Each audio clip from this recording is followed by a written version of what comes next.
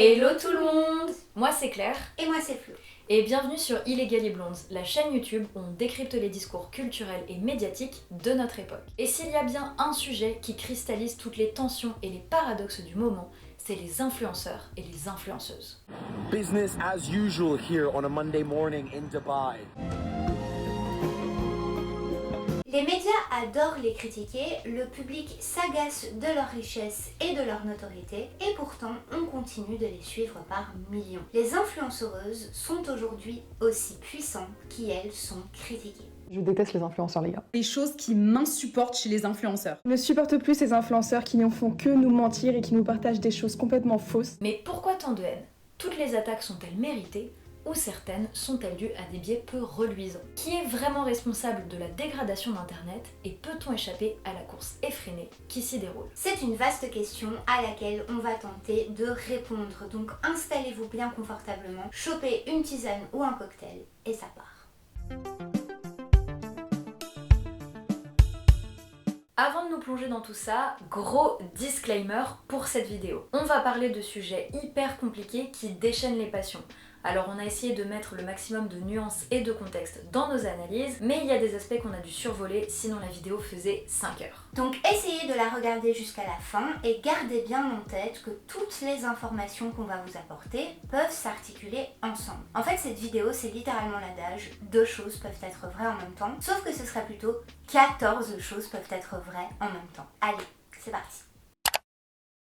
Attaquons cette vidéo avec une question existentielle. Comment on définit qui est influenceuse? Il y a pas mal de débats là-dessus, notamment autour de l'opposition des créatrices de contenu, donc qui créeraient du contenu et le monétisent ponctuellement, versus les influenceuses dont le but ultime serait de faire en sorte que toute leur vie soit sponsorisée. Sauf qu'en réalité, il y a une forte porosité entre ces deux pôles. Beaucoup de gens sont dans un entre-deux et ça dépend des plateformes sur lesquelles ils postent leur contenu. Alors pour éviter de perdre 1000 ans sur un débat qui n'est pas le sujet, on vous propose notre petite définition. Dans le cadre de cette vidéo, comprenez l'influence dans un sens très moderne et économique. Pour nous, c'est la monétisation de contenus qui sont publiés sur des plateformes digitales grâce à la construction de communautés de followers. D'ailleurs, souvent, l'influence permet d'être un tremplin pour créer des entreprises plus classiques. Mais donc, notre définition permet de parler de plein de profils différents.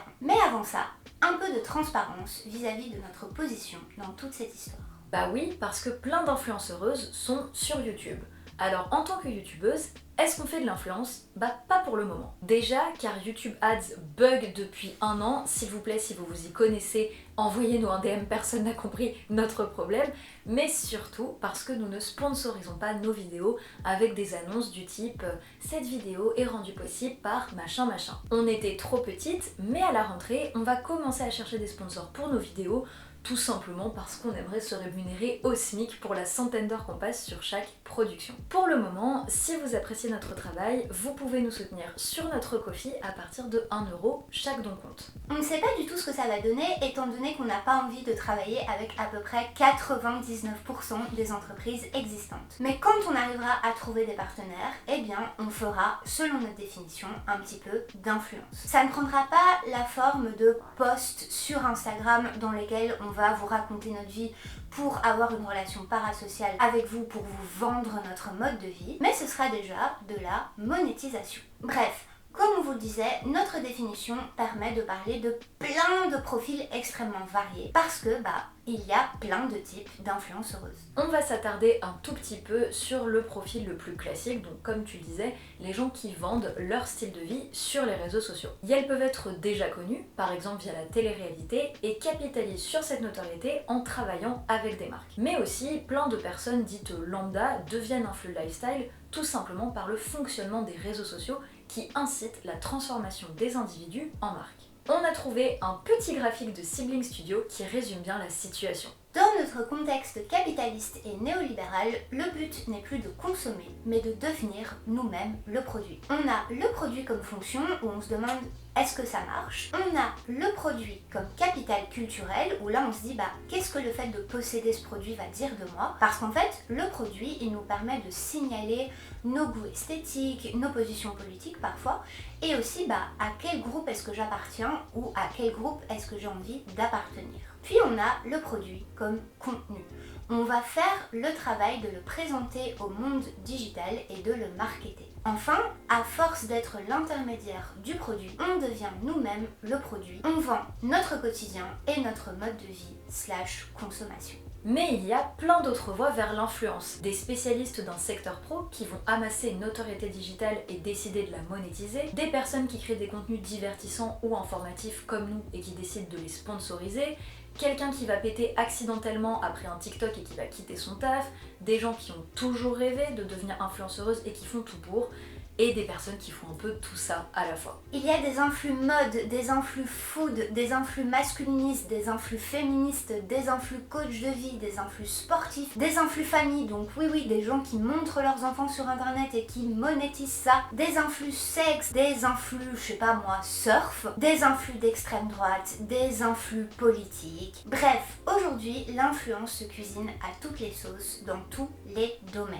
En 2025, le gouvernement estime qu'environ 150 000 personnes pratiquaient de l'influence en France. Le point commun entre tous ces profils et leur contenu, c'est que d'une manière ou d'une autre, à intensité variée, leur but constant ou ponctuel est de capter l'attention des gens pour leur vendre quelque chose sur internet. Et une base comme celle-ci, ça part très vite en vrille. Le challenge avec l'écriture de cette vidéo, c'est que l'influence est à la fois tellement répandue et dans tellement de niches algorithmiques qu'on ne sait pas si les gens qui nous regardent connaissent bien les profils, les dramas, etc. Par exemple, si vous suivez exclusivement des influx déco do it yourself, vous n'avez peut-être jamais vu les influenceuses de luxe à Dubaï et vice versa. Donc on vous a préparé une petite sélection des dramas de ces dernières années qui expliquent en partie pourquoi aujourd'hui les gens en ont vraiment marre des influenceuses. Si vous connaissez bien ce sujet, n'hésitez pas à sauter ce sous-chapitre et à vous rendre ici sur la timestamp. Pendant longtemps, il n'y avait aucune législation ni en France ni ailleurs pour encadrer l'influence. Donc on pouvait très régulièrement se retrouver dans des situations où on avait un influenceur qui disait « J'ai reçu cet aspirateur il y a 1 an et depuis je l'utilise tous les jours, il a changé ma vie. » Alors qu'en fait, il l'avait reçu il y a 2 mois, il ne l'utilisait jamais, en fait l'aspirateur il était complètement pourri, une marque l'avait payé pour dire ça et en plus des gens avaient été exploités pour pouvoir créer cet aspirateur. Ça c'était vraiment un problème classique qui arrivait absolument tout le temps. Et encore, ça c'est un exemple assez anodin parce qu'on avait aussi des influx qui vendaient des thés pour guérir le cancer ou encore des chirurgies pour rajeunir son vagin. C'était vraiment le bordel le plus total. Aussi, certains influx ont monté leur propre entreprise pour vendre leurs produits et gagner encore plus d'argent. D'ailleurs, c'était souvent présenté sous la forme de « Ah, j'ai enfin réalisé mon rêve et donc j'ai monté telle marque ». C'est marrant parce qu'ils ont tous des rêves vachement lucratifs. Mais donc on se retrouvait avec des fringues, du kombucha, des produits bien-être, du maquillage, de la crypto-monnaie, des boissons énergisantes, bref.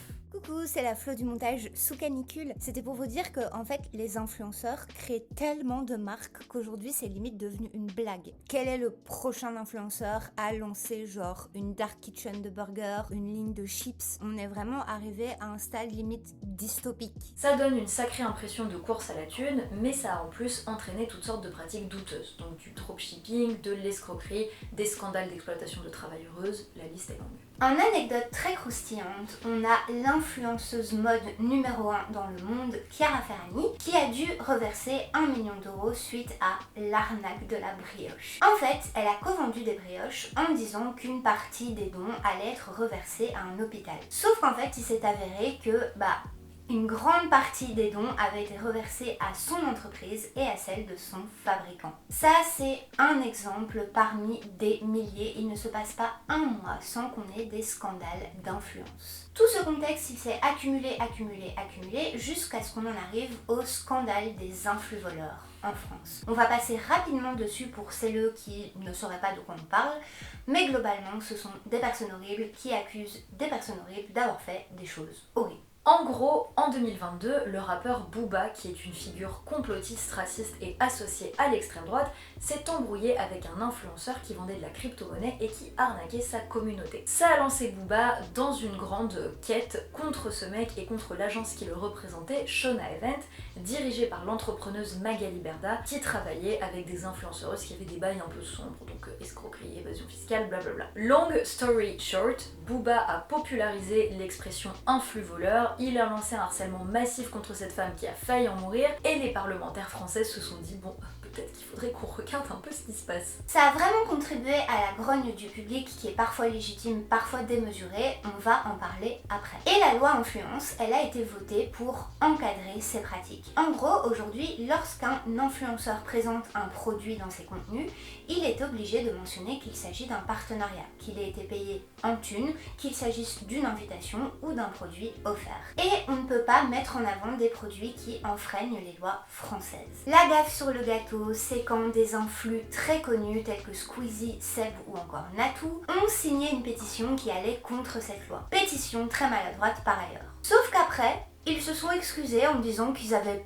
pas vraiment lu la pétition et qu'en fait la loi elle est cool. Bref, comme vous pouvez le voir, la confiance règne et tout ça a permis de mettre en lumière le fait qu'il y a un véritable manque de sensibilisation sur les questions juridiques dans ce milieu. Et malgré cette loi, les problèmes ne s'arrêtent pas. Une actu très récente est reliée à la promotion de BetterHelp, une plateforme qui promeut la santé mentale. Retenez bien que c'est une plateforme, ce sera important pour notre dernier chapitre. C'est pas tant un scandale, mais ça devrait l'être. On l'a appris grâce au travail de Paye ton influence qu'on vous invite vraiment à suivre. Pour résumer, BetterHelp, c'est une plateforme américaine qui a lancé une grande implantation en France en 2024. Elle nous propose de payer un abonnement de 45 € par semaine pour être matché avec des thérapeutes et des psychologues et pour pouvoir échanger avec elles sur la plateforme. Plein d'influenceuses en ont fait la pub, mais aussi des médias, des studios de podcast comme Binge Audio. Ça marchait bien avec des valeurs dites libérales et avec toute la popularisation des questions autour de la santé mentale. Sauf que BetterHelp, c'est une catastrophe et c'est très facile de le savoir. Déjà parce que la plateforme propose d'héberger des thérapies sans protéger les datas des utilisateuristes. Concrètement, elle peut revendre à Snapchat, Facebook et autres entreprises américaines vos données alors que la plateforme elle vous demande quand même quelle est votre orientation sexuelle, quel est votre âge ou encore quel est votre historique en termes de santé mentale. C'est des données qui sont vachement vulnérabilisantes et qui vont être refilées à des boîtes qui vont ensuite vous targeter pour de la pub. Nickel. Du côté des professionnels de santé, c'est une véritable ubérisation, comme l'a montré Mediapart en février. Voici le témoignage de Mathieu, un thérapeute. C'est un Uber de la santé mentale. Les thérapeutes sont payés à la tâche, au nombre de mots que vous employez, que vous envoyez, aux minutes que vous passez à discuter, à la longueur des messages audio ou vidéo. Sur la page aide, depuis un profil de thérapeute, on peut ainsi lire que les messages audio et vidéo sont comptabilisés en fonction de leur durée ou que chaque tranche de 100 mots que le membre vous écrit est considérée comme 1 minute. Mathieu se souvient d'une pression permanente sous peine d'être mis de côté par le système de matching de BetterHelp, d'avoir moins de patientes et donc d'être moins rémunéré. On a un timer pour chaque patient. Pour les réponses, on nous envoie des mails en nous disant « Attention, si vous ne répondez pas rapidement, vous allez être moins visible sur la plateforme ».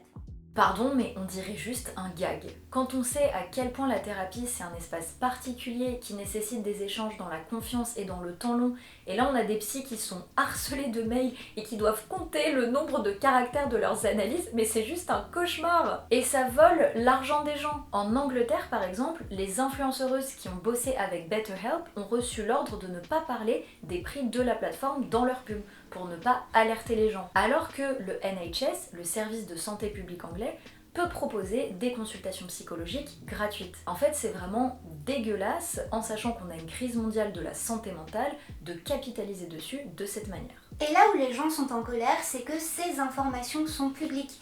Il aurait suffi aux influx de faire une recherche sur Google pour s'en rendre compte. Bref, vous le voyez, les influx gagnent leur vie grâce à des partenariats plus ou moins reluisants. Et là, on n'est pas en train de dire qu'elles sont tous aussi problématiques. Déjà parce que c'est une industrie qui est très diversifiée, donc ce serait faux, mais c'est une partie de la réalité. Et parfois, ils peuvent se faire un sacré paquet de thunes. Et oui, parce que En dehors des partenariats avec des marques ou des industries, un autre gros truc qui énerve les gens, c'est le fait qu'ils forment une nouvelle élite économique qui est parfois complètement hors sol. Here's why I prefer shopping at Hermes for furniture instead of IKEA. This is my dog's one-bedroom apartment. My current jewelry collection. So these diamonds once belonged to Napoleon and used to be shown in the Louvre up until very recently. But now they're in my private collection. Alors, on va casser un mythe, seul un très petit nombre d'influenceuses est millionnaire ou tout simplement très riche. Les chiffres en France sont assez opaques, il y a beaucoup de spéculation donc on peut que vous donner des estimations, c'est assez frustrant, d'autant que la plupart des données qu'on a viennent de l'agence d'influence Reach. Donc bon, en termes de neutralité de source, c'est pas l'idéal, mais c'est ce qu'on a de mieux pour une vision globale. Si on prend leurs chiffres de 2025, seul 1% des influenceuses gagnent plus de 20 000 € par mois. Donc ça fait seulement quelques milliers de personnes atomisées de thunes, alors que 56% des influx gagnent moins de 1 000 € par mois. Donc pour beaucoup de gens, c'est avant tout un complément de revenu. Mais donc, ce qui peut expliquer la réputation ultra riche des influx, c'est 1. Par essence, les très riches sont très connus et donc très visibles. Et 2. Tout le principe de l'influence, c'est de se mettre en scène de manière aspirationnelle, de sorte à dégager une forme de privilège. Du coup, même des influx qui sont pas riches vont se mettre en scène pour qu'on pense qu'ils le sont. Après, petit rappel pour garder les pieds sur terre, si vous vivez en France et que vous gagnez plus de 4 000, 4 500 € par mois, vous êtes déjà riche. Donc on peut en conclure qu'une grande partie des influenceurs vit confortablement et ça leur fait parfois perdre un peu le sens des réalités. L'un des exemples de ces dernières années, c'est le documentaire du youtubeur Inoxtag, qui est millionnaire, voire multimillionnaire, et qui a documenté son année de préparation afin de gravir le mont Everest. Ce film a eu énormément de succès, avec 48 millions de vues sur YouTube. Beaucoup de personnes ont salué la qualité technique des plans, du motion design, etc. Il y a aussi beaucoup de monde qui a été touché par le fait qu'il pouvait se projeter, fantasmer une relation parasociale avec Inoxtag, parce qu'il montre des moments de vulnérabilité, de questionnement, etc. Mais pour les critiques, le message derrière le docu, c'est encore un truc hyper capitaliste et méritocrate à base de quand on veut, on peut. Et aussi, quel niveau de privilège faut-il avoir pour aller dépenser des dizaines de milliers d'euros pour vivre une expérience à l'autre bout du monde qui, en plus, exploite des gens, on pense aux Sherpas, le tout pour arriver à une forme d'épiphanie émotionnelle à base de en fait, on devrait passer moins de temps sur les écrans. Je pense que pour trouver ce que t'aimes, ta passion, tu dois te lever et même te lever, éteindre ta télé, aller dehors et je sais pas, tester plein de choses. Il y a des choses, ça coûte rien de tester, tu vois. On aime beaucoup l'analyse de la youtubeuse Sabine sur le sujet, qui a apprécié certains aspects du docu, mais qui a aussi pointé l'incohérence et la déconnexion qu'il révélait. Et c'est vraiment un exemple parmi des tonnes, parce que ce soit à travers leur partenariat ou à travers leur contenu, il y a beaucoup de gens qui sont agacés du fait que les influenceuses perdent un peu le sens des réalités et de leur impact. Oh my god, you're so sexy and you're so rich. Yeah, I am those things, but I have hard times too. Recently, I experienced something called depression for the first time in my life. I was staying at the most expensive resort in the Bahamas, for free of course, and it was an amazing time until it was time to leave. I packed up and I turned to my assistant and I said, "Is the private jet on its way?" And that's when she broke the news that there were no private jets available to come and pick me up. That's when I was told that I would have to fly Delta with the normal people, and that's when it hit me. It was truly one of the darkest moments in my life, but if I was able to overcome something like that, then you could overcome whatever you're struggling with. Love you guys. Sauf que on n'est pas dans leur tête. On sait pas ce qu'ils savent, on ne sait pas ce qu'ils pensent.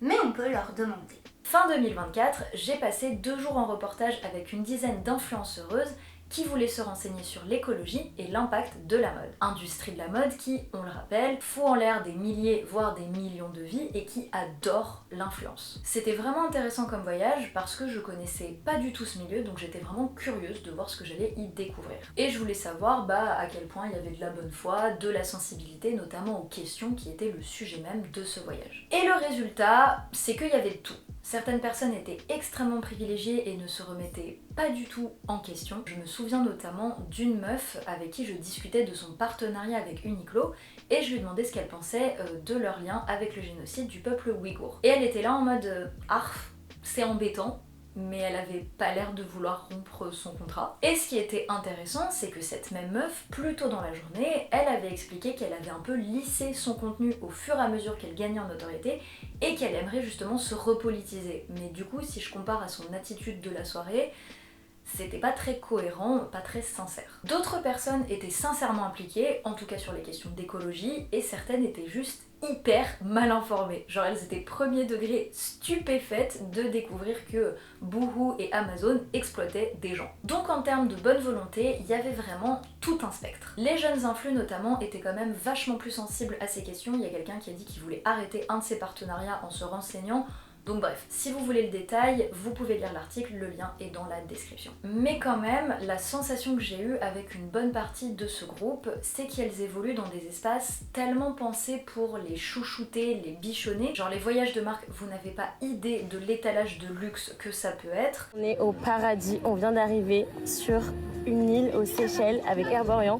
Attendez, je vais vous faire un room tour. C'est sublime. Oh my god les filles, je vous emmène avec moi à mon voyage presse avec Kayali, on part en Grèce. C'est juste exceptionnel, vous allez voir. Évidemment, j'ai eu des petits cadeaux. Donc on va regarder ensemble ce que j'ai reçu. Bah elles étaient un peu anesthésiées par rapport à la vraie vie. Après, on va être clair, c'est une critique qui peut concerner beaucoup de milieux élitistes. Et bizarrement, c'est sur l'influence que se concentre toute la critique.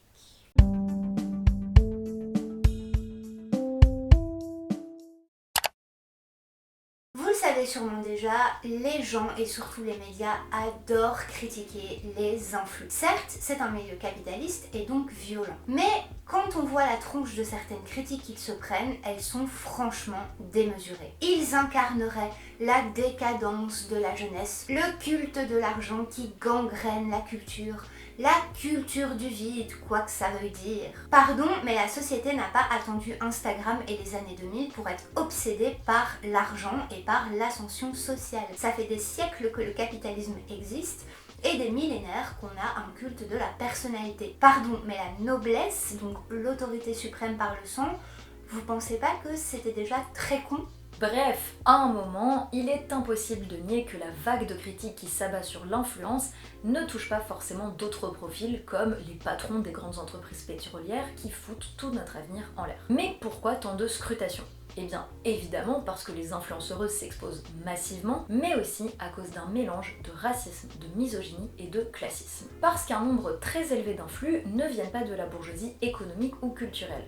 Elles viennent des classes moyennes, voire des classes populaires, notamment avec la télé-réalité, qui est un milieu extrêmement méprisé par la culture mainstream. Et en préparant cette vidéo, on a vu un gros parallèle entre la fast fashion et l'influence dont on parlait déjà dans cette vidéo, c'est-à-dire que oui, c'est critiquable, mais il y a une véritable jouissance de distinction de classe à les attaquer, alors que d'autres industries horribles sont laissées tranquilles. Et en parlant de mode, on a une petite histoire à vous raconter. Selon nous, le mépris que subissent les influenceuses, il s'inscrit dans un cycle qui est très classique. Une nouvelle forme de privilégiés arrive à se tailler une place dans un milieu très élitiste. Du coup, la bourgeoisie traditionnelle de ce milieu panique et s'énerve parce qu'elle a peur qu'on vienne de grignoter une partie de ses privilèges. Et du coup, elle attaque les nouveaux privilégiés sur leur capital culturel pour s'en distinguer. C'est vraiment un truc intemporel dans la mode et ça on en sait quelque chose via le journalisme et le mannequinat. Dans les années 2000, quand les blogueuses sont arrivées, les journalistes de mode les détestaient. Quoi ? Des femmes qui donnent leur petit avis sur un petit site obscur sont invitées à nos défilés ? Elles ne sont pas passées par le filtre de nos rédactions ultra violentes et classistes où on file un stage à la nièce de la rédac-chef ? Quel scandale ! Et là ça repart avec les influx, c'est le même mécanisme. D'ailleurs, beaucoup de blogueuses ne les aiment pas, donc le cycle se perpétue. Et bien sûr, il y a des critiques légitimes à avoir lorsque des personnes qui parfois n'y connaissent rien à un sujet et à son contexte sont invitées à prendre tout l'espace médiatique. Ça arrive et c'est dommage parce que ça appauvrit la qualité des conversations que l'on pourrait avoir. Et ça a une importance politique parce que en théorie, les journalistes sont censés être indépendants vis-à-vis des personnes qui elles interviewent et sont censés refuser la censure. Par Par exemple, il y a eu un scandale début juin lorsque l'attaché presse de l'acteur Neil Schneider a voulu séquestrer des journalistes de France 24. En fait, elle ne voulait pas les laisser quitter le bâtiment tant qu'ils n'avaient pas supprimé une section d'interview dans lesquelles ils interrogent l'acteur sur ce qu'il pense de la tribune anti-Bolloré à Cannes. Une question tout à fait légitime, puisqu'il était en train de discourir sur l'importance de l'engagement dans son film La bataille de Gaulle. Logiquement donc, les journalistes ont embrayé sur l'engagement dans la vraie vie, mais ça a déstabilisé l'acteur et ça n'a pas plu à son équipe qui a donc voulu récupérer l'interview, ce qui est complètement illégal. Et là où c'était important que ça soit des journalistes à qui c'est arrivé, c'est qu'elles ont tenu tête et ont évoqué leur code déontologique. Alors que quand c'est des influenceuses qui sont de plus en plus invitées à faire ces interviews de célébrités, elles posent des questions beaucoup plus consensuelles et elles dépendent souvent des entreprises qui financent les films. Le film parle de résistance. Selon vous, quel acte de résistance est nécessaire aujourd'hui ? Être fidèle à ses idées, c'est déjà pas mal. Je crois que Jean Moulin, à son niveau, a essayé de faire autant que possible pour avoir la meilleure version de lui-même. Et je crois qu'à chaque génération, on doit raconter les grandes histoires de personnes finalement normales qui deviennent, qui se transcendent. Bref, on ne dit pas que la presse actuelle est particulièrement courageuse et particulièrement indépendante. Ce sont quand même des milliardaires qui en possèdent une grande partie. Mais pour les journalistes qui font correctement leur travail, ce serait vraiment dommage qu'ils soient remplacés par des gens qui sont soumis aux briefs de marque et d'industrie. Et là, petite parenthèse, mais quand les journalistes mode, là, dont les médias sont surfinancés, sont en mode ouin, les influx sont corrompus, c'est quand même sacrément hypocrite. Mais bon, pour en revenir au Festival de Cannes, cette année encore, beaucoup de gens se sont agacés de la présence de nombreux influx au festival. Sauf qu'en fait, il y a toujours eu des personnes qui n'avaient rien à voir avec le milieu du ciné qui étaient invitées. On pense notamment aux égéries du luxe ou encore aux mannequins. Mais bizarrement, les gens s'énervent quand ce sont des influx qui viennent de milieux plus populaires. Et franchement, les regards extérieurs, c'est essentiel au développement de n'importe quel milieu culturel. Si ces gens vont effectivement voir les projections et encouragent des millions de personnes à se rendre au cinéma et à se faire un avis sans être trop obsédés par l'opinion des critiques qui peuvent parfois être très pertinents mais qui ont souvent aussi un biais snob et bourgeois, c'est une super nouvelle pour la culture française. Le problème du ciné français, c'est pas que les influx sont invités à en parler, c'est qu'un milliardaire d'extrême droite gère une grande partie de son financement et censure les personnes qui osent le critiquer. On ne vous dit pas du tout que tout ce que disent les influx est forcément pertinent et que les journalistes n'ont pas une expertise qui est intéressante. Simplement que les propos des influx ne sont pas nécessairement plus ou moins pertinents qu'une autre élite intellectuelle ou sociale. Il y a un truc qui illustre parfaitement ce mépris de classe. L'écrivain Frédéric Becbédé qui n'arrête pas d'attaquer les livres de Léna Situation. Léna Situation, vous la connaissez certainement, c'est l'influenceuse numéro 1 en France et c'est une influenceuse qui est globalement très connue dans le monde. Elle a explosé grâce à ses vlogs et aujourd'hui elle a un podcast, une maison d'édition, une boisson avec Squeezie et Inoxtag dont on parlait tout à l'heure, sa propre marque et elle collabore régulièrement avec des marques de luxe, elle est invitée au Met Gala, bref, elle est un peu on top of the world. En général, les gens l'apprécient beaucoup pour son authenticité. Au sujet de Léna, on a 2 disclaimers à faire. Disclaimer numéro 1. C'est une femme racisée qui ne vient pas de la bourgeoisie, mais plutôt de la classe moyenne. Et rien que pour ça, elle se prend des torrents de harcèlement constamment. Elle ne peut littéralement pas éternuer sans se prendre une remarque misogyne, raciste ou grossophobe. Certains politiciens l'attaquent tout le temps parce qu'elle porte des valeurs libérales et que ça les emmerde. Une macroniste l'avait accusée de faire de l'entrisme islamique parce qu'elle a porté une robe ample à Cannes. Et de l'autre côté, les mascus pètent un plomb dès qu'elle montre un bout de son corps. Bref, c'est abject. Ceci étant dit, ça ne l'empêche pas d'exercer des violences. Et selon nous, c'est tout à fait normal d'analyser son impact tout en étant dans le respect. Comme beaucoup d'influx, Léna est très capitaliste. Elle est millionnaire, elle n'a pas de problème d'argent et pourtant, récemment, son entreprise, donc sa marque, a collaboré avec Amazon.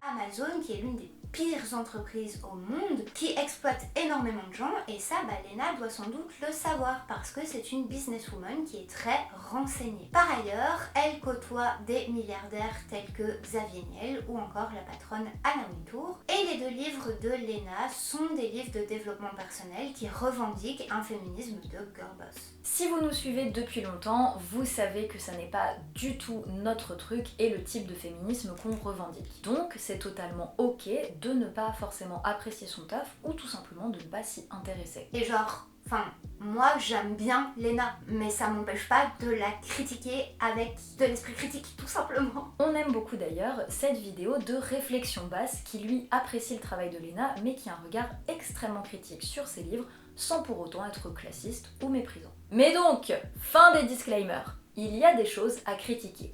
Est-ce que vous croyez que c'est sur ça que s'est penché Frédéric Beigbeder quand il l'a attaqué? Eh ben non, voici un aperçu de ce qu'il a osé lui dire. Je méprise le marketing digital qui abrutit votre génération.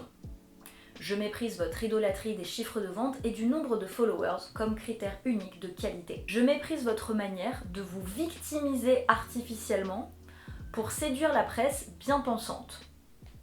Et là vous vous dites peut-être, mais c'est qui ce vieux con? Vous faites bien de poser la question. Beigbeder, c'est un auteur qui a encore un peu de pouvoir dans certains cercles littéraires bien poussiéreux, qui pense qu'il est ultra différent et edgy parce qu'il prenait de la coke dans les années 80, et qui aujourd'hui est un peu désespéré parce que la jeunesse s'en fout de lui, et du coup il fait des sorties sulfureuses dans les médias. Mais Fred, si tu veux qu'on te regarde, eh bien allons-y, parlons de littérature et de qualité d'écriture. Tu veux voir qui dit des trucs vides de sens et mal écrits?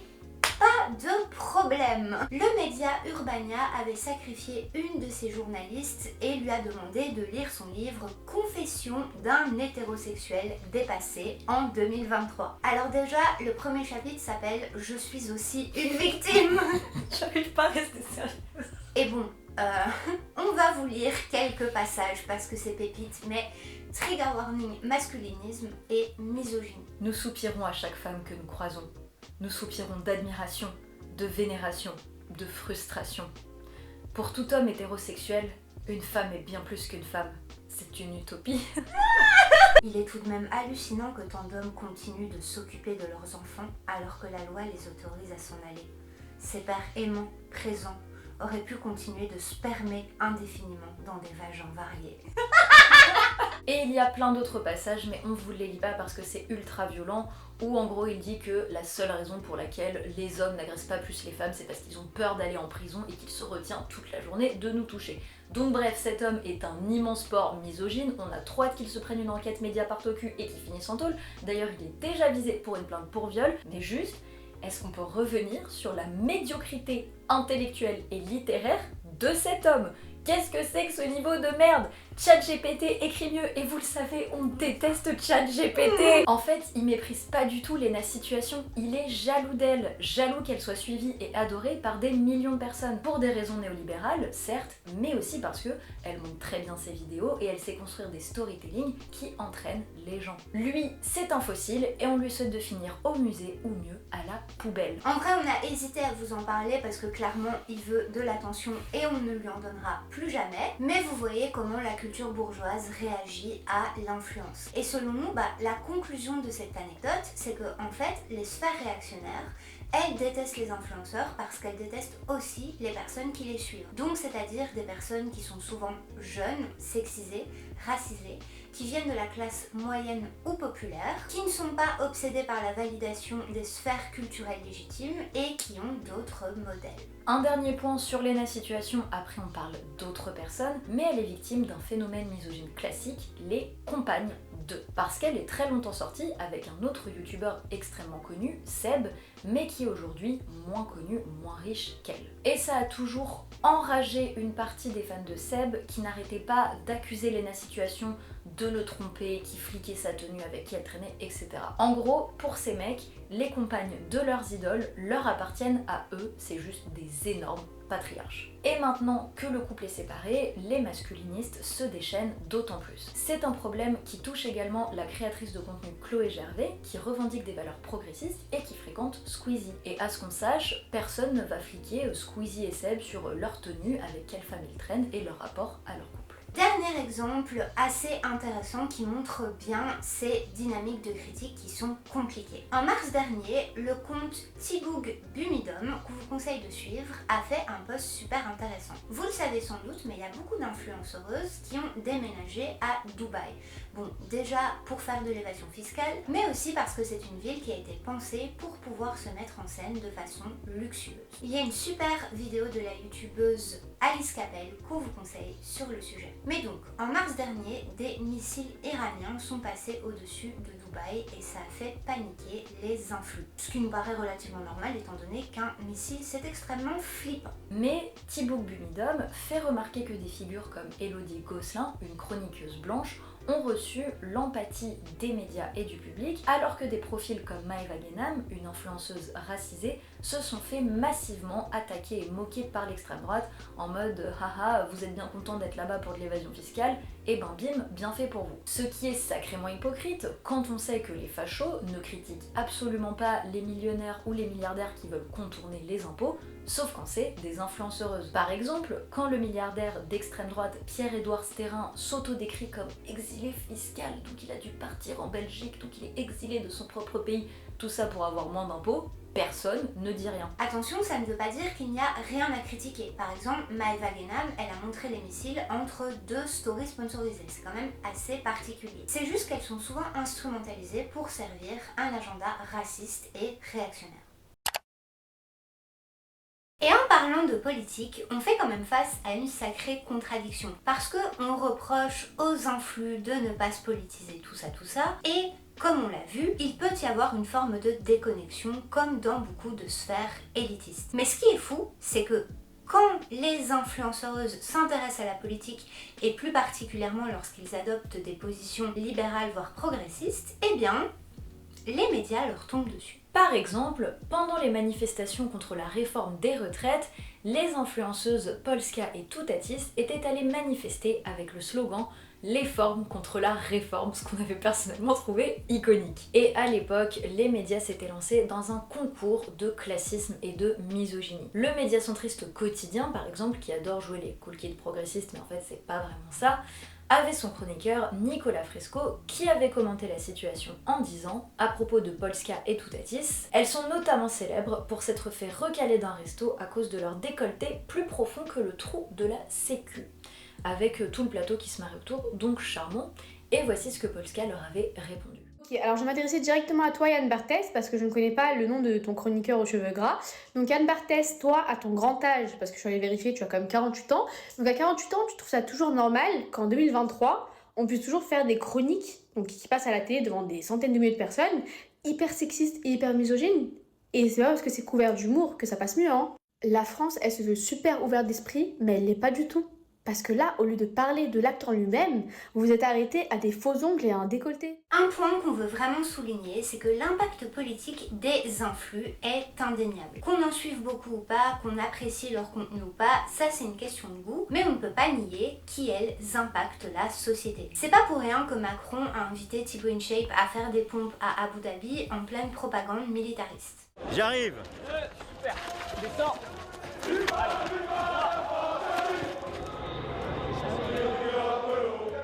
1, 2, 3, 4, 1, 2, venez, 1, 2. D'ailleurs, le nombre d'influenceurs masculinistes et d'extrême droite qui influencent beaucoup de gens est absolument terrifiant. On va pas revenir là-dessus parce que déjà on n'a pas le cœur à ça, mais aussi parce que le script commence à être très long. Mais si vous voulez creuser, on vous renvoie vers le travail de Mathieu Burgalassi et Pauline Ferrari.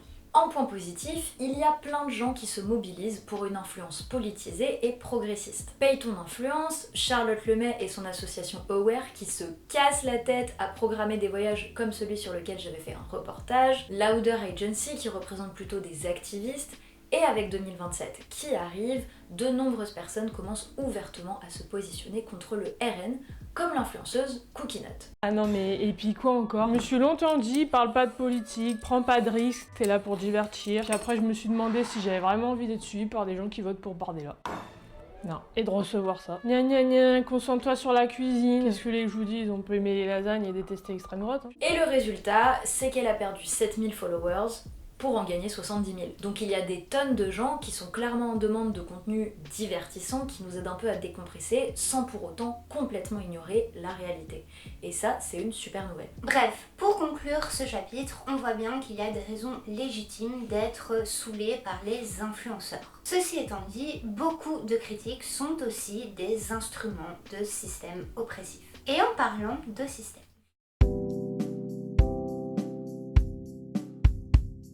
bon, on a analysé les critiques méritées ou pas et les profils des influenceuses. Mais il y a un autre élément crucial qui peut expliquer la lassitude que ressentent de nombreuses personnes face à l'influence. Et il est lié au fonctionnement même de ce système, c'est-à-dire les réseaux sociaux. À partir de là, on réalise que le problème ne repose pas seulement sur des individus. comme on vous le disait dans le chapitre 1, le point commun qu'ont tous les contenus d'influence, c'est qu'ils doivent capter notre attention suffisamment longtemps que pour pouvoir nous vendre un produit. Et c'est cette capacité à capter notre attention qui est récompensée par les marques. Ça s'appelle l'économie de l'attention et c'est un énorme problème. Déjà, on ne vous apprend rien si vous traînez sur internet et encore plus sur les réseaux sociaux, nos cerveaux sont complètement saturés. On consomme des centaines de contenus par jour, de plus en plus courts, de plus en plus nombreux, et notre attention est limitée. Littéralement, il y a un nombre d'heures fini en une seule journée. Forcément, ça implique que ces gens qui doivent capter notre attention pour nous vendre un produit, eh bien, ils utilisent des techniques. La plus facile, c'est de nous happer émotionnellement, en nous choquant, en nous énervant ou encore en nous impressionnant. Ça donne lieu à deux dynamiques qui commencent sérieusement à saouler les gens en 2026. Premièrement, la présence de ces stratégies émotionnelles enlève beaucoup d'authenticité au contenu, ce qui peut nous donner une impression de gavage. Les influenceuses ne postaient pas nécessairement parce qu'elles ont quelque chose à partager, mais parce qu'elles sont un peu obligées, sinon l'algorithme va moins les montrer à leur communauté. Ça crée un rythme épuisant pour les créatrices de contenu qui font des burn-out, mais aussi pour leur audience. Si on ajoute le problème que les plateformes sont conçues pour être addictives, on a d'autant plus de mal à décrocher de ces contenus qui ne nous semblent pas authentiques, qui ne nous plaisent pas, et donc forcément ça augmente notre ressentiment logique. 2. Il y a une uniformisation des contenus qui est franchement boring. Ça passe par toutes les phrases qu'on entend à longueur de journée, là, de « vous ne devinerez jamais ce qu'on a découvert » ou « voici ce que j'ai mangé aujourd'hui ». Je crois que j'ai découvert le magasin le moins cher de Paris. J'ai découvert un restaurant caché derrière la plus petite porte de Paris. Here's what I eat in a day to feel my best as a 25-year-old. This is what I ate and drank today. L'année dernière, il y a eu un mini scandale aux États-Unis avec des influenceuses du West Village à New York qui, en fait, créaient les mêmes contenus, s'habillaient de la même manière, faisaient les mêmes looks de make-up, conseillaient les mêmes adresses dans les mêmes quartiers. As a self-proclaimed West Village girlie, the perfect day in New York for me would mean, after all, computers crash, people die. Et en fait, elles étaient gérées par la même agence d'influence pour leur partenariat. Cette uniformisation participe à un sentiment que les contenus y sont créés sans réel soin et sans grande qualité. C'est ce qu'on appelle du slop content. Et sur ce sujet aussi, on va vous recommander une vidéo d'Alice Capel. Autre type d'uniformisation, on reproche beaucoup au YouTube français de faire les mêmes formats avec les mêmes invités hyper connus à longueur de temps. Bonjour à tous, aujourd'hui une nouvelle vidéo. Non Maxime, arrête de péter, non. Oh vas-y, t'es une galère Maxime, je peux pas commencer la vidéo. Au concept, en fait aujourd'hui on va être un groupe de mecs, tous ensemble. Ah merde, les invités meufs. Merde, c'est ça que j'ai oublié dans le brief. Bon, c'est pas grave. De toute façon, il y a quoi, 2 youtubeuses en France? Alors le concept il est simple, d'ailleurs peut-être que vous l'avez vu sur plusieurs autres chaînes, en fait on s'est pas concerté, en fait c'est une galère vu qu'on est dans la même agence. Un autre mécanisme très lassant, c'est la course au gigantisme qui touche encore une fois le YouTube français. Il faut toujours faire plus impressionnant, donc pour nous capter, plus gros et donc plus tuné. Les youtubeuses sont passées à des productions dignes d'émissions télé. Par exemple avec Squeezie qui est réputé pour ça et qui a débloqué le plus gros budget de prod de l'histoire française de 700 000 € pour sa vidéo qui réussira à stopper le train avec 10 youtubeuses extrêmement connues en invité. Sauf que cette course au gigantisme, en partie dictée par l'économie de l'attention, eh bien elle pose problème. Que ça soit en termes de prod, d'argent ou même de notoriété, quand les influx grossissent à ce point, ils deviennent un peu des traîtres. Ou du moins, ils sont perçus comme tels. Parce que à la base, si on les suit, c'est parce que ce sont des personnes et pas des entreprises. On parle de candidats de télé-réalité qu'on avait beaucoup aimé pour leur personnalité, ou encore de gens lambda qui vloguaient ou streamaient dans leur coin. Des personnes à qui on pouvait s'identifier et avec qui on pouvait tisser une relation parasociale. Et ça, c'est d'autant plus vrai pour les influx lifestyle qui littéralement montrent toute leur vie jusque dans leur intimité parfois. Et c'est pour ça que les marques leur ont sauté dessus. Le charme des influenceuses, c'était d'être des intermédiaires humains et spontanés entre nous et la consommation. Sauf qu'en 2026, l'appétit des marques et des créateuristes, donc qui veulent faire toujours plus gros dans leur contenu et leur partenariat, ça casse complètement cette illusion de départ. Ça devient extrêmement difficile d'ignorer le côté monétisé et calculé de tout ce qu'on nous propose. Un bon exemple, c'est le documentaire que Seb a sorti pour ses 30 ans. Le youtubeur Adam Bros a sorti une super vidéo sur le sujet. D'ailleurs, si vous suivez déjà le travail d'Adam sur YouTube, vous n'avez sans doute pas appris grand chose avec ce chapitre. Oupsie. Mais donc, Seb, pour combattre sa crise de la trentaine, il a décidé de se déconnecter en partant en Polynésie pour réfléchir au sens de la vie. Et cette déconnexion, eh bien, il l'a filmée et il en a fait un documentaire. Bon, déjà, les voyages de développement personnel dans les anciennes colonies, c'est pas dingue, on vous expliquait pourquoi dans cette vidéo. Mais donc, le documentaire a été reçu de façon extrêmement mitigée. Certaines personnes ont adoré le fait qu'il partage des réflexions sur sa vie, donc pour tisser un lien parasocial. D'autres ont beaucoup moins apprécié, encore une fois, le niveau de privilège que ce documentaire montrait. Sa conclusion pour aller bien un peu dans la vie, c'est quand même d'acheter un nouvel appartement. Avant 30 ans, j'ai vécu une rupture amoureuse. Et j'ai appris autrement à laisser partir les gens. Pour mes 30 ans, je voulais m'envoler loin des tumultes parisiens et du conformisme.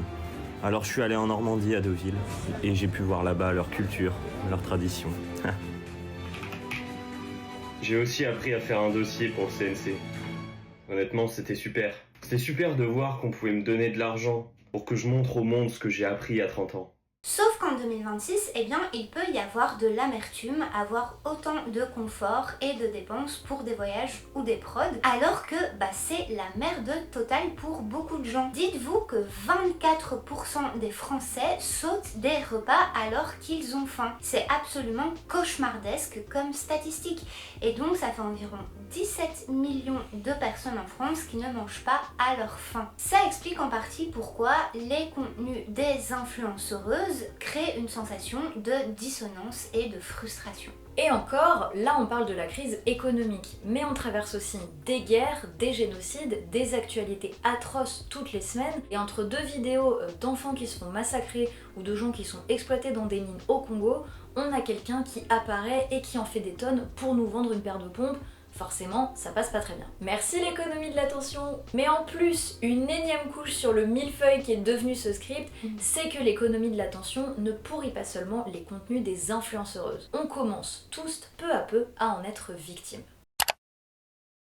Si les influenceuses sont l'expression la plus criante de ce phénomène, eh bien beaucoup de personnes qui n'en sont pas deviennent aussi victimes de l'économie de l'attention. C'est-à-dire que sans vouloir faire des posts sponsorisés ou encore des partenariats à destination du public, un nombre croissant de gens doivent amasser une notoriété en ligne pour espérer se faire remarquer dans leur milieu professionnel, choper de nouveaux clients, etc. Ça se retrouve beaucoup dans les industries créatives, mais pas seulement.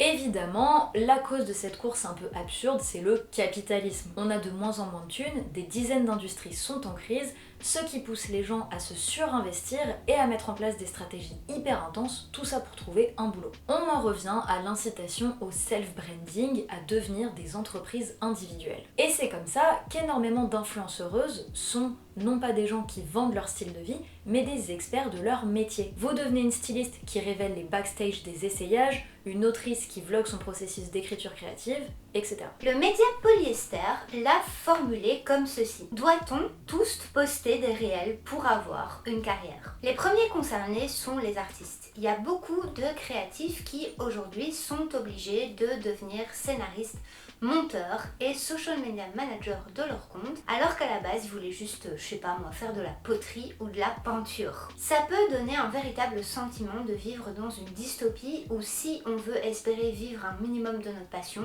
on est obligé de nous vendre. Et ça c'est d'autant plus vrai quand on ne vient pas d'une classe privilégiée. Et bien sûr, certaines personnes le font avec plaisir, mais d'autres n'ont aucune envie de se mettre en scène face cam dans le monde digital juste pour pouvoir payer leur loyer. Sauf que c'est ce que les plateformes et de nombreuses industries demandent, de la notoriété. Aujourd'hui, ça donne un coup de pouce dans plein de domaines, et le journalisme n'y échappe pas. Certains journalistes indés construisent une grosse notoriété digitale en produisant leur propre contenu. Et ça peut être un chemin détourné pour exercer ce métier, notamment si on va y être discriminé pour notre politisation, nos origines sociales, etc. Dans les profils indés et politisés, on vous conseille vraiment Mélissa Amneris Candelier, qu'on adore, allez la suivre, et aujourd'hui elle bosse avec Street Press et le média, good for her. En parlant d'influx médiatique, on est tombé récemment sur une super enquête de Revue 21 qui parle de Hugo Travers, donc Hugo Décrypte, Louise Aubry, donc My Better Self, Lucie Truchet, donc Lucie Passion Glucide, et Jules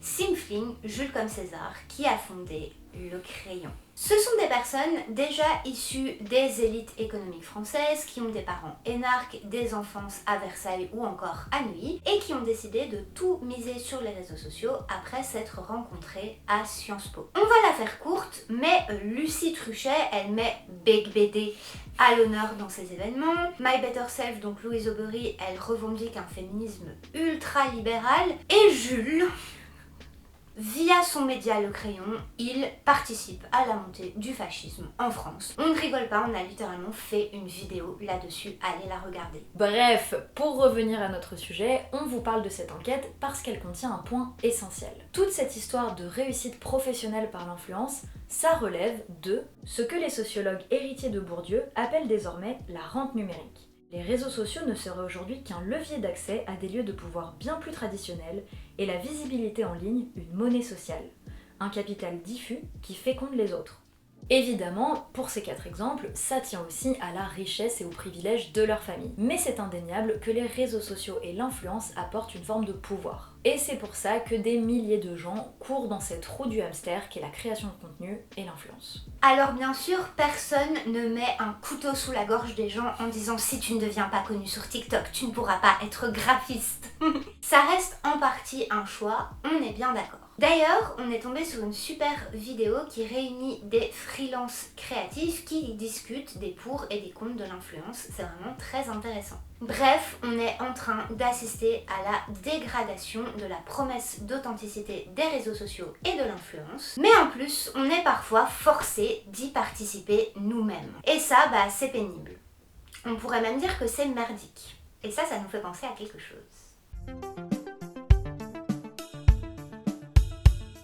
Un énième truc qui agace les gens avec notre sujet, c'est qu'à une époque, on s'amusait vachement plus sur internet. Ça n'était pas un espace rempli de pubs et de produits, mais un endroit où il y avait des millions d'anonymes qui expérimentaient, qui se marraient et qui s'informaient sur des sujets niches. Est-ce que vous vous souvenez de Tumblr? Est-ce que vous vous souvenez de Vine? Est-ce que vous vous souvenez de Musical.ly? De MSN! De MSN et de Skyblog! D'ailleurs, si vous voulez toujours des sujets hyper niches, allez sur Reddit, franchement moi c'est ma plateforme préférée, mais bref, c'est un autre sujet. Mais donc aujourd'hui, c'est beaucoup moins le cas. Heureusement, on a une bonne nouvelle, c'est qu'il y a une explication extrêmement claire à cette dégradation d'internet. Certes, le capitalisme, mais là on vous parle d'un mécanisme plus précis. Quelque chose qui est extrêmement méconnu, mais une fois qu'on l'a sous les yeux, c'était évident. Des contenus de plus en plus pourris, de plus en plus de pubs et des algos qui nous rendent addicts, ces phénomènes ont un nom, c'est la merdification, enshittification en anglais. Ce concept, il a été théorisé en 2022 par Cory Doctorow pour décrire la dégradation de notre expérience numérique. Ce concept, on l'adore, mais on aime encore plus sa déclinaison, la plateformisation. La plateformisation, elle a été théorisée par Tim Wu, qui est d'ailleurs un pote d'enfance de Doctorow, qui est un prof de droit et un ancien conseiller démocrate. Dans son bouquin The Age of Extraction, il démontre comment les plateformes technologiques ont conquis l'économie et menacent notre prospérité future. Les plateformes, c'est n'importe quelle interface qui met en lien des vendeuses et des consommatrices. En ce sens, une place de marché aux légumes, c'est techniquement une plateforme. Mais dans leur version digitale, c'est Amazon, Google, BetterHelp, Netflix. Les réseaux sociaux sont des plateformes, sauf qu'il y a quand même beaucoup d'intermédiaires humains. Mais on le voit avec la multiplication des pubs sur Insta ou pire, les TikTok Shop, tout est toujours éventuellement pensé pour nous faire vendre ou nous faire acheter des trucs. Et ces plateformes, qui possèdent une grande partie du web, elles sont gérées par des entreprises privées dont le but est de vampiriser notre data, notre attention et donc notre argent. Pour ça, ils ont une méthode bien rodée que Timo m'avait expliqué pour un article d'Ouzbek Erika. Désolée, ça fait beaucoup d'autosourcing, mais vous allez voir, c'est très important à comprendre. Il y a une stratégie identifiable. La première étape est de s'établir comme essentiel. Capturer les vendeurs et les consommateurs pour se transformer en intermédiaire inévitable. La seconde étape est l'élimination des rivaux, en les rachetant, comme Google a racheté Waze qui concurrençait Maps, ou en défiant la concurrence avec des prix bas. La troisième étape est de répliquer le succès des vendeurs les plus populaires sur sa plateforme en créant ses propres produits et en les mettant plus en avant. C'est ce que fait Amazon. La quatrième étape est de tout mettre en œuvre pour que quitter la plateforme soit très pénible. Enfin, une fois que tout le monde est captif des plateformes car elles étaient tellement pratiques et qu'il n'y a pas d'autres options apparentes, l'extraction commence. Les frais pour les vendeurs augmentent, la data des utilisateurs est de plus en plus exploitée, les abonnements sont plus chers. C'est l'histoire des 10 dernières années. C'est ce qui se passe avec les réseaux sociaux où se trouvent les influenceuses. Prenons Instagram par exemple. À la base, on se dit « Ah bah tiens, tous mes amis s'inscrivent sur Instagram, du coup je vais le faire aussi, comme ça je vais pas perdre une occasion de créer du lien. » Ensuite, « Ah bah tiens, Facebook rachète Instagram pour éliminer la concurrence et en fait un empire avec Meta. » Puis, tiens, l'algorithme pousse de plus en plus de contenu d'influx et de marques et du coup je vois de moins en moins les photos de mes potes. Et puis, « Ah bah tiens, en fait ils peuvent très bien donner nos posts pour nourrir l'IA et il y a de plus en plus de pubs à moins de prendre un abonnement Meta. Puis bon bah je vais pas partir parce qu'en fait il y a toutes mes photos dessus, que c'est ma vitrine professionnelle et que je suis pas mal de médias et de militants là-bas que je peux pas forcément aller retrouver ailleurs. Donc comment est-ce que je fais pour mieux communiquer et mieux me renseigner ailleurs ? Vous voyez l'idée. Évidemment, dans ce contexte, l'ultra-brandisation des individus à des fins commerciales, c'est le truc que réclament les plateformes. L'influence, c'est l'optimisation ultime de notre transformation en ressources à exploiter. Donc si vous vous demandez pourquoi Internet c'est en grande partie devenu de la merde, bah c'est pour ça. Les responsables, c'est Jeff Bezos, Elon Musk, Mark Zuckerberg, Reed Hastings. Comme d'habitude, les grands gagnants de cette course complètement absurde, ce sont des milliardaires, largement blancs et largement des hommes. Bon, mais du coup, qu'est-ce qu'on fait ? Si vous nous suiviez déjà avant cette vidéo, vous savez qu'on ne termine jamais sans apporter des solutions concrètes. Mais pour notre sujet du jour, eh bien c'était vachement galère. De nombreuses personnes contestent le fonctionnement actuel d'Internet et l'ultracapitalisme des réseaux au point que ça a donné des micro-trends culturels. Il y a la trend going offline, donc quand on supprime ses comptes des réseaux sociaux ou qu'on va beaucoup moins dessus, mais que paradoxalement on annonce qu'on va beaucoup moins dessus sur les réseaux. Donc vous vous filmez, vous postez des vidéos de vous dans la nature, mais du coup vous filmez quand même, bref. On a aussi la tendance going analog où les gens balancent leur smartphone et vont acheter des bonnes vieilles technologies à l'ancienne comme des Nokia briques, des MP3 ou même des agendas et des carnets. En soi, ces initiatives, elles partent de bonnes intentions, mais elles ont très vite été détournées et récupérées. Être offline, c'est en partie devenu une nouvelle forme de statut social. Parce que tout le monde n'a pas accès à des espaces publics où on peut dialoguer et où on peut se changer les idées. Regardez les jeunes quand ils vont traîner dans la rue, ils se font harceler par la police, et les meufs quand elles vont traîner dans la rue, elles se font harceler par des hommes. En fait, il faut avoir suffisamment de thunes que pour pouvoir avoir des hobbies et il faut avoir suffisamment de privilèges que pour pouvoir avoir accès à un espace public où on peut créer du lien social. Et pour la tendance analogue, c'est vite devenu une nouvelle excuse pour acheter encore plus de trucs. Du coup, on n'a pas tant de choses à vous proposer au niveau des pratiques individuelles. Déjà parce que le lien à l'influence et au réseau, c'est assez compliqué et c'est très intime, ça varie selon les personnes. Pour plein de gens, l'influence, ça leur donne des représentants qu'elles ne trouvent pas dans les médias mainstream. Il y a aussi des personnes qui sont beaucoup aidées par le côté parasocial, ça leur permet de se sentir moins seules, au moins pour un temps. Par exemple, je connais quelqu'un qui a traversé une dépression et une de ses seules sources de joie, c'était les vlogs d'août de Lena Situation, à l'époque où elle était encore en vacances à Paris. Et avec l'épuisement général, plein de personnes veulent juste se détendre mais n'ont pas les moyens de faire autre chose que de scroller pour se reposer, bref, vous avez compris. Donc ce qu'on vous propose, c'est de faire selon votre mood et selon votre situation. Un truc qui peut vraiment être bien à faire, c'est d'interpeller les influx que vous suivez quand ils font des partenariats pourris. Typiquement en leur disant gentiment, sans les harceler, ah bah telle marque avec laquelle tu collabores, bah en fait elle exploite des gens, c'est vraiment pas ouf. En fait ça va leur permettre de voir qu'ils ont une communauté qui est attentive et qui est sensible. Ou encore, si vous aimez bien certains influx mais que vous n'arrêtez pas de comparer votre vie à la leur, que ça vous fait complexer et que ça vous fait dépenser votre thune, bah déjà vous pouvez choisir de les mettre en sourdine ou de les unfollow, grand bien vous fasse, c'est vous qui voyez. Typiquement moi il y a plein d'influenceuses que je ne suis pas sur Instagram mais que je suis sur YouTube ou encore Twitch. Vous voyez l'idée. Bien sûr, ça ne vous immunise pas magiquement au capitalisme. Par exemple, je suis extrêmement peu d'influenceuses et le seul cas où je le fais, c'est quand je les connais professionnellement, mais ça ne m'empêche pas du tout de vouloir consommer. Je vis dans une grande ville, je me déplace dans l'espace public, donc je vois plein de pubs et évidemment je constate les tendances autour de moi, je reçois des publicités extrêmement bien ciblées.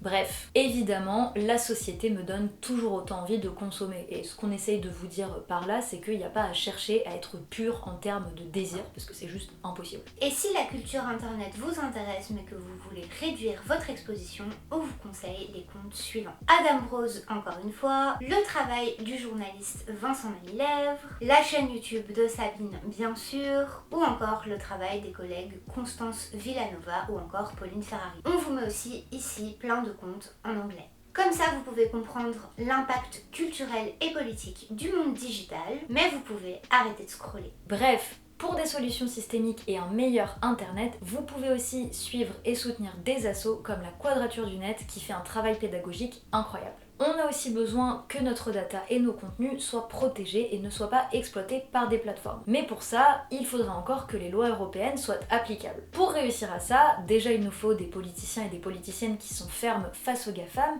mais surtout nos propres infrastructures dont on peut contrôler la gestion. Ça s'appelle la souveraineté numérique et quelle coïncidence, non mais vraiment c'est fou. Un des partis qui prône le plus ça, c'est la France Insoumise. Mais hasard de dingue! Mine de rien, les élections présidentielles arrivent à grands pas, donc gardez ça en tête. Enfin, on a bien vu que toutes ces dynamiques s'inscrivent dans la précarisation du travail, les baisses de financement de la culture, etc., etc. Donc, pitié pour un monde du travail qui résiste mieux à l'exploitation et pour pouvoir vite réagir en cas d'attaque sur nos droits, eh bien, syndiquez-vous. Bref, on va peut-être arrêter là parce qu'on a déjà traité de beaucoup de trucs. Merci infiniment d'être resté avec nous jusqu'au bout.